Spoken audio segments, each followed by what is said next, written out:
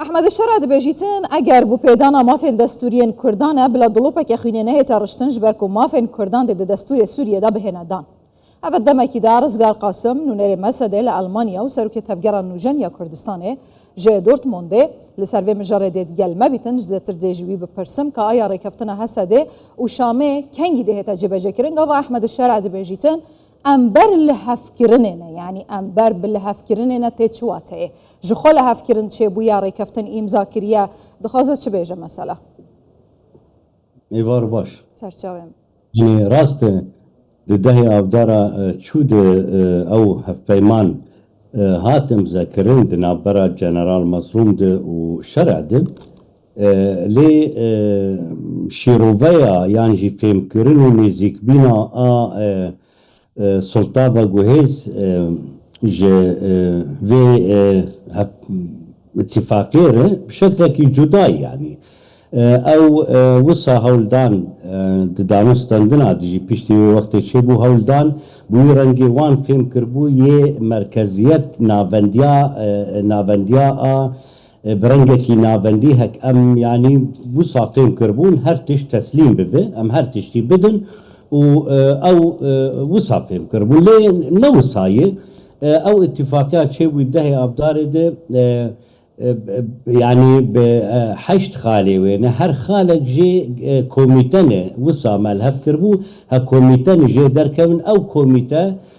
شيء اقتصادي بن او ايكونومي بن ش عسكري بن ش ريفبري ومؤسساتي ودزگهي اداري بن اوانا اجا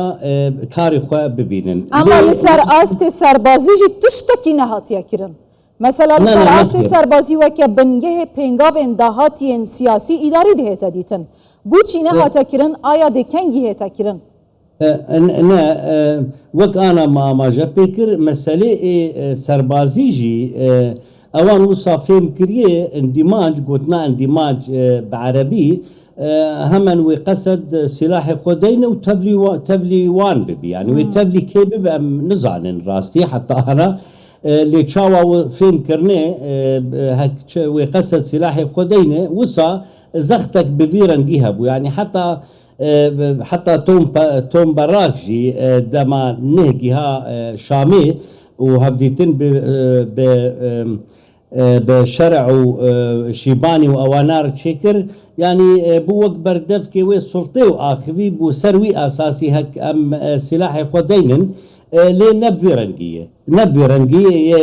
هاتني فهم كرن يعني حتى شهات يا فهم كرن يا رزقار يعني شكرا ما خش مرة زلال بحس بك قبر كافتن بين مظلوم عبدي والشرع هات يا امضا كرن ريكافتن لسر تشبو ما نلسر هنده بوكو هسايده ببيتا بشك جارتشان اجتماعية سوريا راسته تمام اتما انو كد بيجن كي جان ارتش توليد شببه راسته ايرو دما دستورك دما سلطك و جهيزه دما دستورك جي سوريا تنه دما كونغركي نجتماني تشيكرني تاني اساس سنه قرتن وجماعه الدوريوان يعني ندرزي نعلوي بكاتين سوريا بتوايي نتبلي تشكينه ايرو جبو برلمانجي ايرو عيني وتجربه كونغري نجتماني خدي جراوي ناوا دكابانو قاد دخوازن بوي رنگي بگارين مثلا ام نكارن وصا تاني وقت قالب بستينن هيزا سوريا ديمقراط يانجي ارتيشا سوريا ويتشاوا تبليها ببا قش قريداي هبه ودستورك حتى بزلالي دستورك جي سوريا نيدانين رنگو شكل حكم لسوريا تشلو بتشاوا به اوي چاغي ام نكارن تجار لسر هيزا لسر وي بندا اندماجي هيزا سوريا ديمقراط ام باخر تمام خدش ترازي كبسه بس دستور خدش ترازي من تمام فام كرتشتك وتاغوت حتى نوكا كسي ناغوت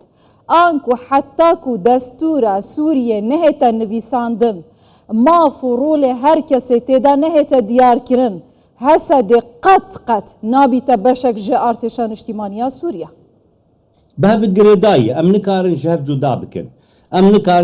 بكن ایرو مافی ایرو هم دبینن ما لسؤالیه سویدای دروز استا داخواز خوشی بلند کرنه و ایدی او ببر هرمه که سربخواف ده چی یعنی چه فیدرال به چه دهندر سوریه ده اف اتفاقیه هاتی و بنوده و حشت بندن ام نکارن جهف جدا بکن مثلا وک او فهم دکن وک وان فهم کریه شخو سانابه لی گارانتیا مافی گلی کرد مافی همه پیکاتیین ده سوریه ده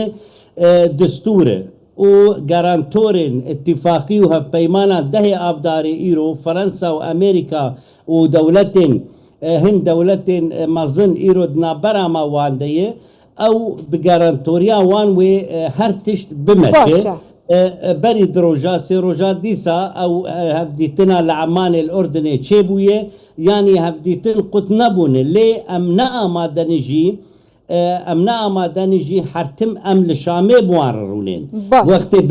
ببهش من نزيك ببن ام مجبور ليش دربه طرف لدفرك سيسيارونين يعني جارك القامش لو جارك الشامي يعني تمام هجا رزقار هون دبیجن حسده نابیته بشک جا ارتشا نشتیمانی یکینه که سر بخود خوازند ناوه ارتشه دا نوکه تشتکی نو هوا گود او جی حتا که دستور سوریه نهیتا نویساندن و رول و پیگه هر کسی دستور دا دیار نبیتن اوه پیش حتا که نو براستی جبو من بخوشی یکم جارا گهله دبم بوی حاله هایی شرع دبیجیتن نه فدرالیت نجی نناوندیه قبیل ناکن جبرکو هر دوت هنه معنایا پارچبونا سوریه حسد نابیت بشک حسد سوریا که همان هیکل اسد ناخوازیتن سوریا که فدرالیان جینا نابندید خوازیتن بوی حاله هی آیا مترسیا شر زیده نابیت؟ ام مسئله شر و شرک دنابرا ما وان ده چه ببه ام ویکه دور دخن لی ام وی احتمالی جی گر چه ببه يعني أنا حتى أنا براسي جالي مد أمجي بسياستك دبلوماتيكي نرمانة أم دانوستاندني خودكن بيامي شرع جي دشيني فان روجي داويد أو جي نرمايك تي هي يعني أنا وقت بيجي بري هولد دان مركزيتك تاني سر مركزيتك نه فيدرالي نه تتشت قبولت كرن أب قوتنا ويني في داوية بريم دسي روجا دمات بيجي ام آمادن به پیکاتی درزی و به گل کردر دانوستندنه بکن تنی وقت به خطا سور دابش کرنا سوری خطا سور الجمع وکی دام آمادن نقاش السر هر تشتی بکن اوجی نرمبونك ایدی هیه مثلا نافندی از نارین آمد از بینم گارانتی بویه نافندی نافندی اداری جی ایدی ام گرک ام تجاوز لی بکن ام نقاشان نافندیا سیاسی یانجی رنگ جرنگ فیدرالیه ایدی هرم باکو رجلات سوری و رج آوان نه ام نلسر نقاش کن هک چه ببه ایدی چه کریه و خبره بده يعني بوي رنگي ام ببر رنگك او مثلا نابنديه جي نارين عم بده حتى سياسي جي تيريناكي ببر رنگكي اتحادي فيدرالي ام بتشن ويقلكي باش بو ام بري خود دن فيك يعني نقاش للسرب دبه ببه او نا بيقومان او ندا بشكرنه او ندا بشكرنه او آلية دقرك فين بكن دا بشكرن چيه و فيدرالي معناوي چيه يعني نابنديات سياسي چيه اما چند سالا بره بو مرحلة تجاوز كريه هجا رزگار چند سالا بره بو گاوا اردوغان گوتي ام قد ناهيلين حتى اسما بمساخ ريكي نادم كردين روجاواي كردستاني وكي كردين باشوري كردستاني ببنا خدان فيدراليات هاد بیره هوا اونو که حکومت احمد الشرع هما بیجا کلیل واند دسته اردوغان داده چه اردوغان به هلا کرد لروجاوای کردستان فدرالیت وار بگیرن آیا پیکانه مثلا ترکیه و اردوغان راسته او پیامت شینن او گوتنی نتنی اردوغان بری اردوغان جی سلیمان دیمرلو ایدو ایدیش بری ویجی گلک پیام وصادان لی از باورم او گوهرتنه هاتنه روجلاتا نافين او جوهرتن ج اردوغان مسترن وش تركيا مسترن ایرو وقت اردوغان دی بیجه گارانتیا ما في قال لي كرد لروج آوا او گارانتیا سوريا للجمعية يعني جبري بدن تركيا أنقرة او دزانت شد بیجه او